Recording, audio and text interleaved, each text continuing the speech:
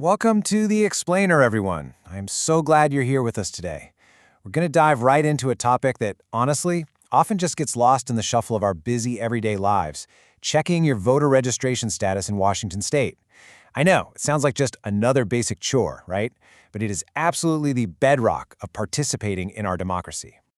So let me ask you right off the bat, are you truly ready to vote in Washington? Because we need to establish one critical reality right now. Washington is entirely a vote-by-mail state. Every single ballot goes through the Postal Service. What does that mean for you? Well, it means if your address is incorrect in the state system, you simply won't get a ballot. Literally, a tiny, totally fixable paperwork oversight could mean missing your chance to participate entirely. Okay, let's dive into this. Here's a quick look at our roadmap for today. First, the importance of your status. Second, a step-by-step verification guide. Third, handling registration issues. Fourth, keeping your registration current. And finally, a quick conclusion and call to action. Let's kick things off with Section 1, the importance of your status.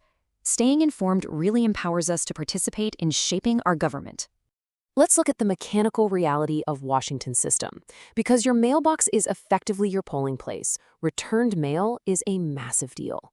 If a ballot or even just official election correspondence is mailed to an outdated address and returned as undeliverable, it triggers an automatic list maintenance process. Boom, your official voter status is changed to inactive. And that matters because inactive voters just do not automatically receive ballots.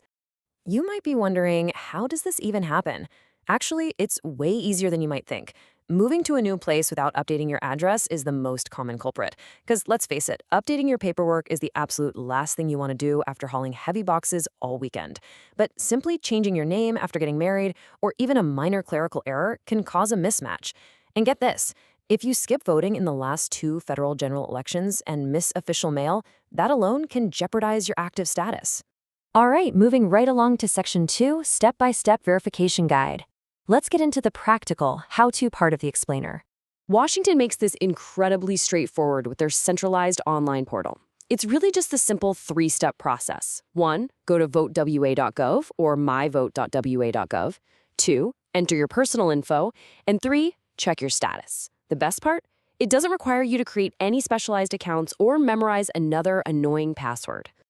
Now, what's really interesting about this slide is just how minimal the login requirements actually are. As you can see, you just need your first name, last name, and date of birth.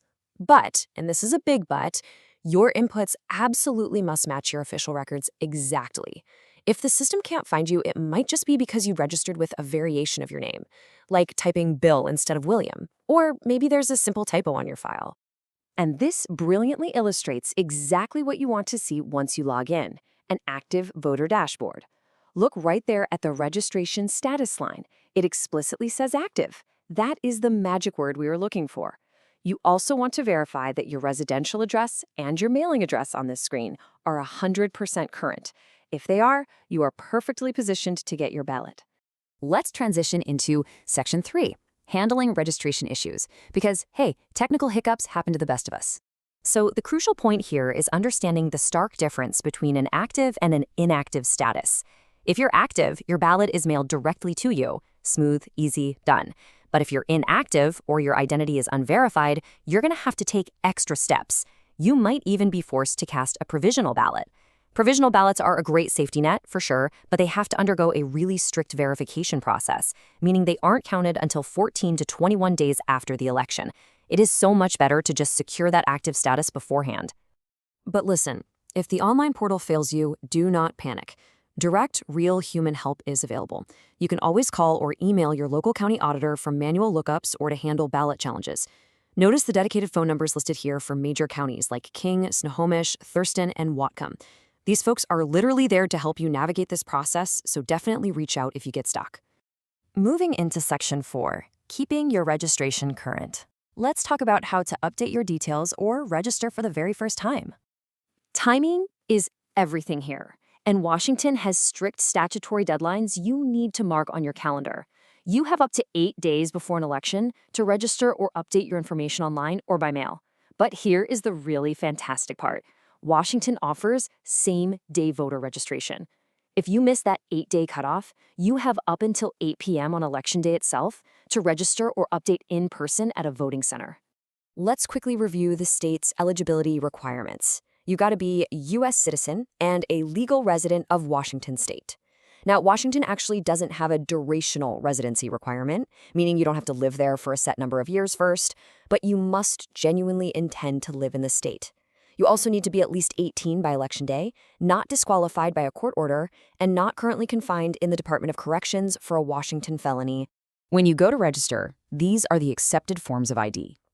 Typically, voters use a Washington driver's license or a state ID.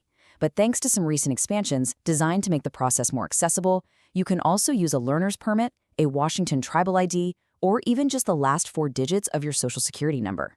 It's a really great step toward ensuring every eligible citizen has a clear path to the ballot box.